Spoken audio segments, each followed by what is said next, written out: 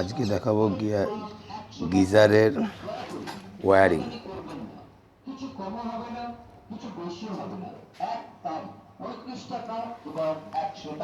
আগে দেখিয়ে দিই, এটা হলো গিজার।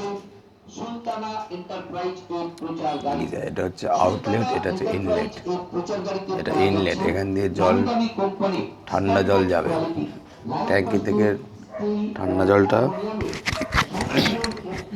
এই গিজারে ঢুকবে, গরম হয়ে আউট হয়ে বেরোবে। এটা আউটলেট। এই কানেকশানটা হচ্ছে, এটা 3 পিন টপ নেবেন।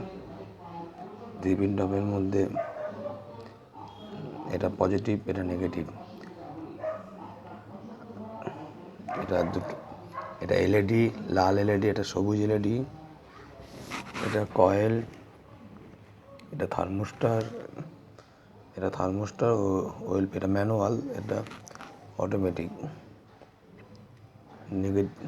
নিউট্রালটা ডাইরেক্ট সোজা গিয়ে একটা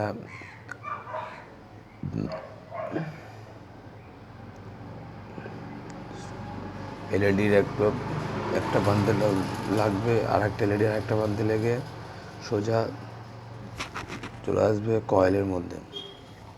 এটা নিউট্রাল, আর নিউট্রাল কোথাও যাবে না।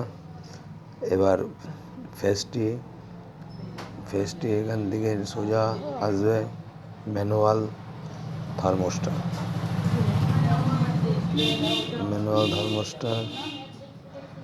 ম্যানুয়াল থার্মোস্টার থেকে বেরিয়ে যাবে অটোমেটিক থার্মোস্টারে।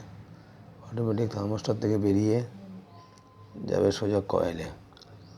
এবার একটা গ্রিন কালারের যে এলইডিটা হবে, সেটা এখানে যুক্ত হবে, আর রেড কালারের এলইডিটা এখানে যুক্ত হবে। যখন জলটি খুবই গরম হবে, জলটি যখনই গরম হবে 55-60 চলে আসবে, তখন অটোমেটিক এই থার্মোস্টার এলইডিটাকে বন্ধ করে দেবে। তার মানে এটা অটোমেটিক বন্ধ হয়ে যাবে, এলইডি বন্ধ হয়ে যাবে। এখানে আর কানেকশান আসতে পারবে না।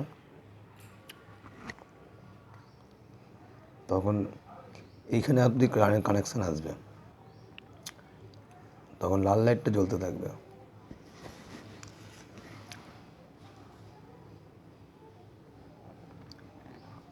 কোনো চান্সে যদি এটা নষ্ট হয়ে যায়, তখন এটা দিয়ে চলতে থাকবে।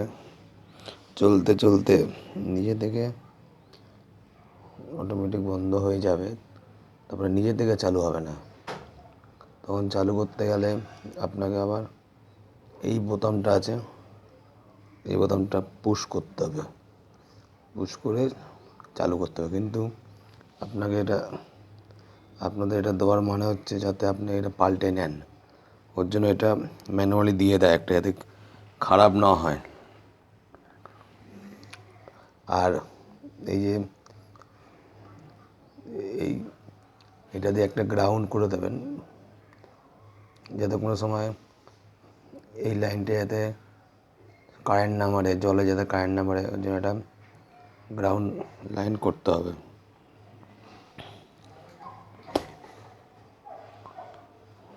এটি হচ্ছে